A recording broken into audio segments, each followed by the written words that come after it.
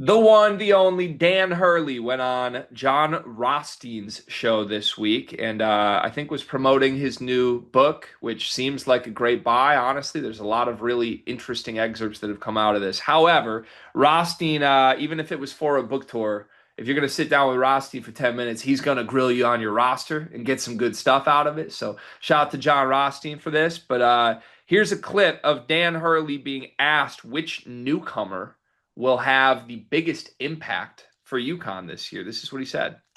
Each newcomer makes the biggest impact for UConn. I mean, there's a couple. I mean, you got the 2 point guards to fortify that position with Malachi and Silas.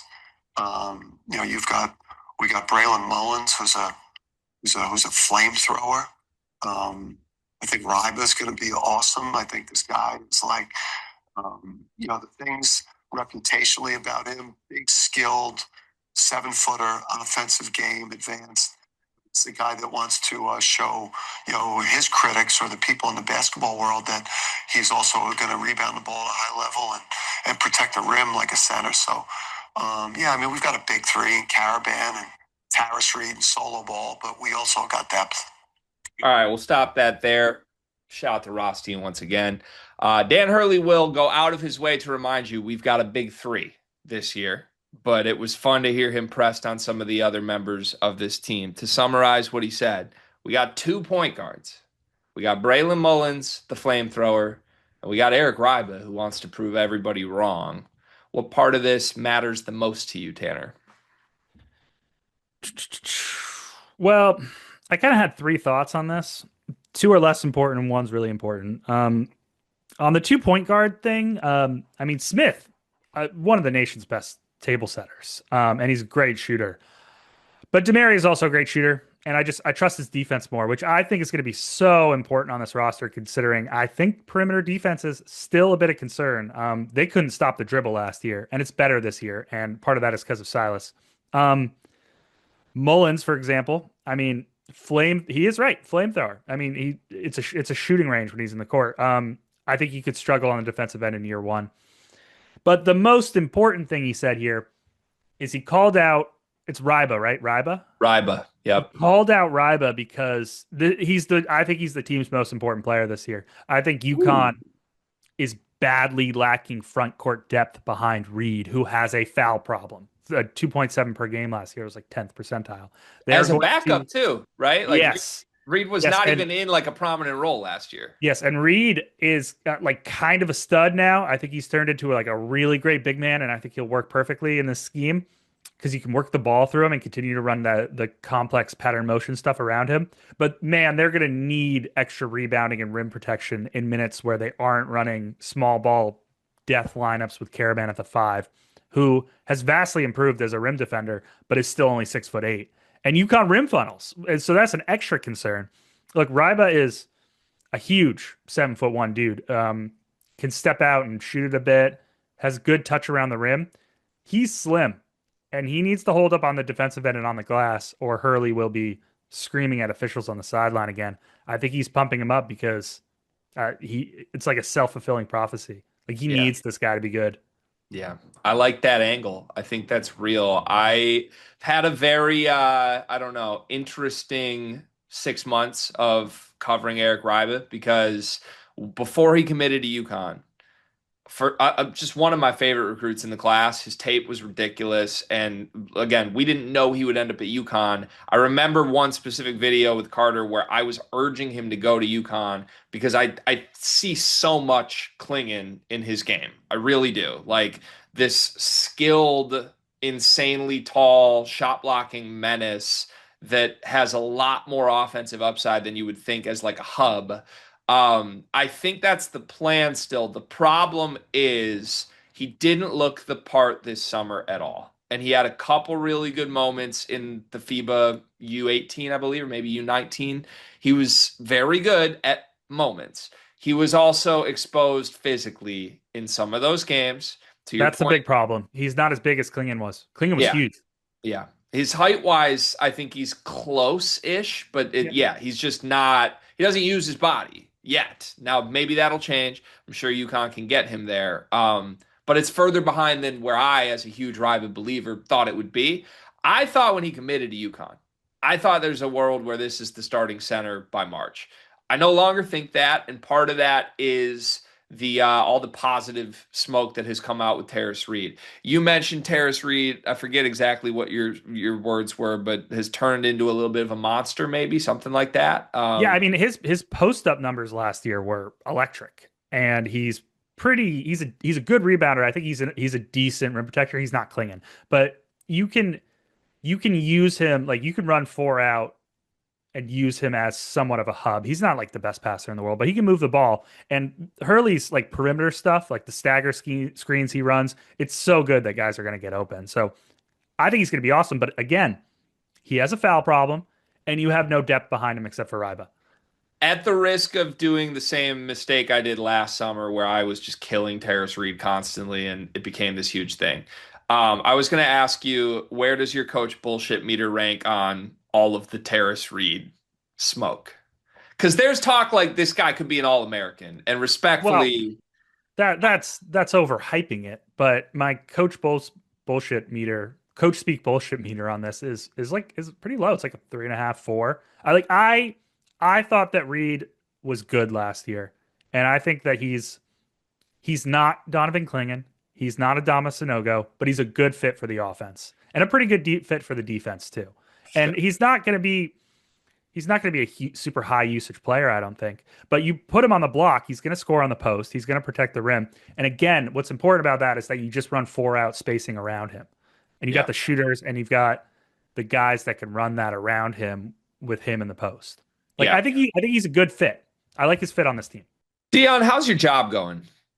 Beginning of the school year, everything's like a little up and down. One of the biggest issues we've had is we can't find any uniforms for our girls' sports teams. Mm, that's a difficult thing to find a solution for. I know damn well all about that because I got a daughter that just turned 2. She's into sports and she's already outgrowing every little piece of sports apparel she had. Thankfully, I know Clara Kate Creations. Clara Kate Creations was started by a former high school teacher who quit because it wasn't cost effective to send new twins and a 2-year-old to daycare. She found it easier to make girls' sports apparel than finding it to buy. And I am so thankful that she exists because if we have an old shirt of Murph's that she's outgrown, we can send it in and she takes that piece of apparel that means something and upcycles it into an outfit that Murphy can now wear as she grows up. She makes great stuff. It's honestly kind of like your fullback's wife, Kyle Juszczyk. Is that how you say it? She does that. But honestly, I think Clara Kate's coming for Mrs. Juszczyk's job. I love that. I'm a big Juice guy, love his wife. Love Claire Kate even more than both of them, though. You can send in your own custom ideas and she will come up with a design. She's just the best. Look up Clara Kate Creations on social media, Facebook, Instagram, and more. Okay, so I think you can win games with Terrace Reed for sure. I'm not sure you can win a national championship if he's like a 28-minute center. Now, he might not be. And maybe I'm wrong on that. I'm willing to admit that I'm wrong on that. My counterpoints would just be this. And again, I don't want to be the Terrace Reed antagonist this year, but just as we talk through this, this is where I'm at on it. I think inconsistency is like one of the biggest staples of Terrace Reed, the player. I think he has games where he looks like he'll get you 20 rebounds and is engaged and is unstoppable. And then there's games where he's just floating. He commits some of the dumbest fouls you've ever seen. My issue with him defensively has always been being out of position or just kind of missing a moment where he's supposed to be there. I thought that happened repeatedly last year, and it happened a lot at Michigan, more at Michigan than it did at UConn. Maybe that's all ironed out. My other counterpoint would just be why didn't he play more and start last year? I know the foul stuff was a problem, but it was still 19 minutes a game with 2.5 fouls a game. You could have played him 10 more minutes a game if you wanted to. Samson Johnson was a liability.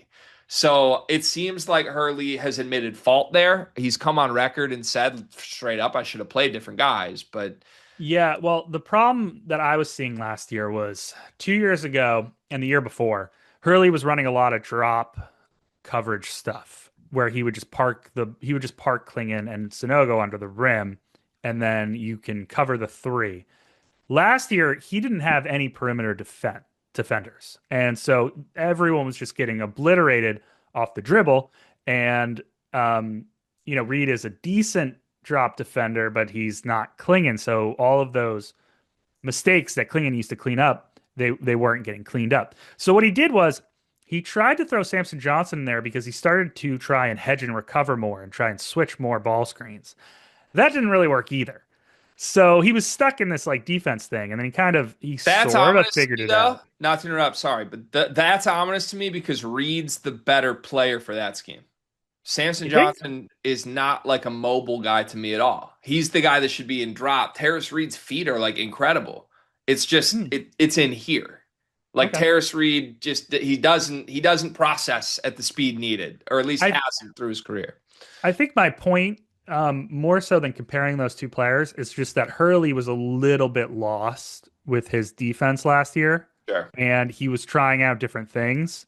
And Yeah. I think that's why Reed didn't play as much as he should have, or maybe did. And I don't know, maybe that is ironed out. But the point remains that you're going to need someone outside of Terrace Reed to play big man minutes. Yeah. And part of that is going to be Caravan because Caravan's amazing and I love him. But you need another center. And I think Reibe has to be that guy. Yeah, totally fair. And it's good to hear some positive Reibe smoke on record because again, it hasn't been the greatest summer for him. Most of what we've heard behind the scenes has been that Reed's been punking him in practice. So good to hear. I would note, just making observations of this, I was surprised that he lumped the 2 point guards together. But as a guy pushing an agenda of Malachi Smith in a huge role on this team, it reinforces my belief of what this could be. And I want to go down that path in a moment. I would also just mention Jacob Furphy, no shout here. Now, it's just one clip. I know that Dan Hurley loves Jacob Furphy, but I was a little surprised as Hurley decides to kind of answer a question with, well, we got a bunch of them, that he didn't make his way to Jacob Furphy in that clip. Might say something about rotation, maybe where Furphy stands in the pecking order. We know this team has so many good players. Furphy might be like 10th or 11th if he's not getting mentioned as a newcomer with a sizable impact on this team. Here's where I want to go with the guards. So I am of the belief, and it's a little bit of a hot take. I am of the belief that by the end of the year, Malachi Smith will be starting on this team. And most people, when I say that, believe that I expect it to come at the expense of Silas Demery. I don't. I think they're going to play together. And I don't know what they're going to do with the other shooters. Mullins is great and Ball is great. I do not mean this as an indictment on them in any single way at all. This team has 6 starter caliber players. But I think by March, Dan Hurley will fall in love with the decision making, the facilitation, the just catch and shoot prolific nature of Malachi Smith and the other things he can do than having a bunch of just quote unquote flamethrowers. Because when you have Solo Ball, who is the biggest flamethrower of them all, do you really just want another just a flamethrower shooter when you have all these defensive issues that you've laid out really nicely? Because if they try to go Demery Ball Mullins or even Smith Ball Mullins again, you're still going to have those perimeter defense issues when Ball and Mullins are chasing. But Smith doesn't solve that. He doesn't, but I think you can use, I mean, Demery needs to be on the floor anyway. To me, if you have Demery kind of guarding bigger guys instead of, and you can do that anyway, I guess. I don't want Ball and Mullins together is the point. I think Right. Smith So is at least you a little more platoon them disruptive. at the 3, something like that. Platoon them on the wing. Play him starter minutes still, yeah. But to me, looking at last year, it was the fact that Ball and McNeely and Caravan together gave you no answers for wing defense. I still think you have that issue with Mullins as the new flamethrower. Maybe Jalen Stewart helps a little bit. Maybe there's some other guys who chime in. But to me, if you're going to have the defensive liability stuff, at least get the point guard spot even more figured out. And to me, Smith's the answer there, not Demery. So I don't know. Point is this: anytime I've seen the film, like we have been shared a lot of UConn film from practice this summer, Smith pops every time. He's been everywhere. Anytime there are cameras in that gym, Demery hasn't fully. He's had good moments, but Smith is everywhere. And I think it's noteworthy that Hurley is doing a media tour, not singling out either guy, not going Demery, then Smith, but the 2 point guards. I think he's viewing these guys on a similar playing field, and I think I might be onto something there.